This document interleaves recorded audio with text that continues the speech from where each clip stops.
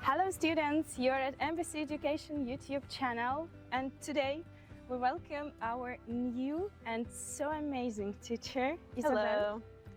Yes, Isabella, please introduce yourself first, and after I will ask you some questions. Sure. My name is Isabella. I come from New York City, which is in the US, and this is my first time teaching here. Okay, this will be the last question about your teaching experience.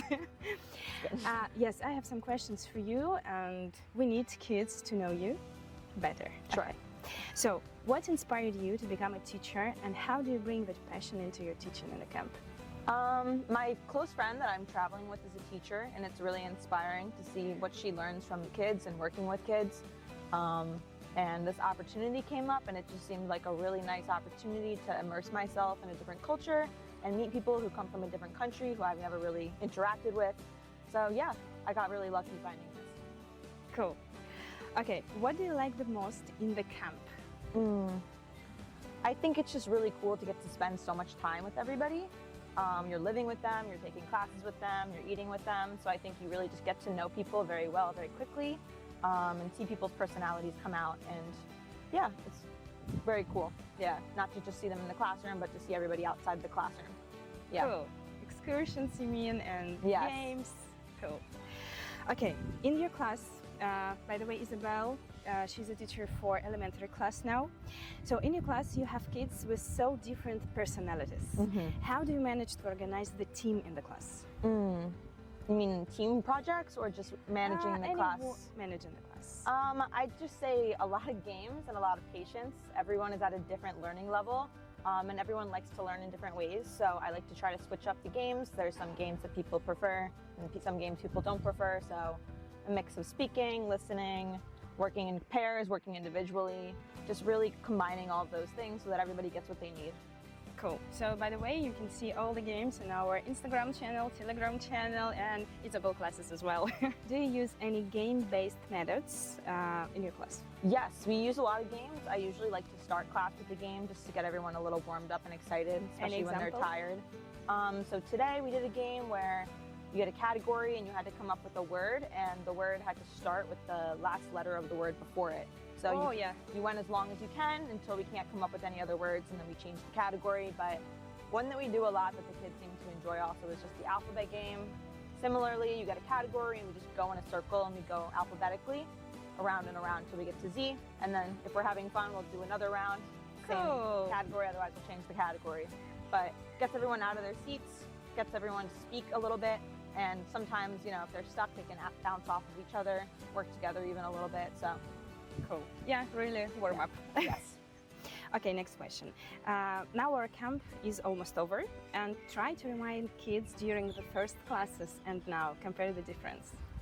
I'd say that they're a bit more comfortable around me, for sure, which I'm sure happens with every class. But I think that they're a bit more comfortable with some of the activities and just speaking English in general. I think that I've tried to instill in them that there's no stupid questions, and that if they mess up, that's fine, and I'd rather them try and mess up than not try at all. So I think that they're finally a little bit more comfortable participating. Cool. That's hard work. Yeah. Okay. Next question, not question. Okay. Sure. Give us an advice to parents how to inspire their kids to learn English. I'd say speaking it as much as you can. I'd also say a really good way to teach any foreign language is TV and music. So playing a movie in English, or, you know, giving them a book in English, or just playing a lot of music in English. That's just a really great way to learn the language, and you hear how people actually speak when you do those things. So that's one nice thing. Reading is great as well, but I think when you watch something or listen to something, it's a little bit more natural. You can actually hear how it sounds and how people really speak.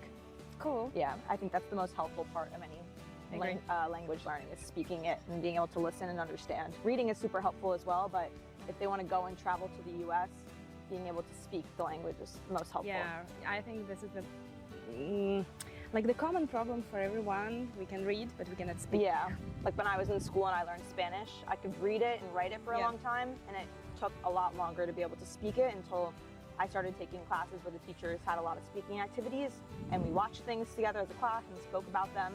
So that's for me when it started to click, and I was able to actually use it in real life. Yeah, okay. To overlay this barrier. Yeah. Okay, the last question, my Sure. favorite one. What do you like the most in your work with kids?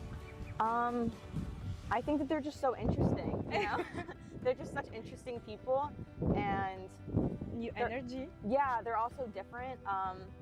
It's a different age group than I usually work with, so I think it's just they're so creative and fun and just like spontaneous, and they learn so quickly too. Even though they pretend sometimes that they don't, I know like they do, they really learn very quick, so it's just really cool to like be actually in the classroom and be on the other side of that and see that and help them and they help me. Okay, Isabel, thank you very much for your time, for your answers. Of course, and thank guys, if you have any questions to Isabel, just leave a comment below this video and subscribe, of course, to see our teachers, our camp leaders, and our students. And I hope we will see Isabel in our summer camp. Yeah, guys, and we will ask her new questions. Sounds good. Thank you. Thank you.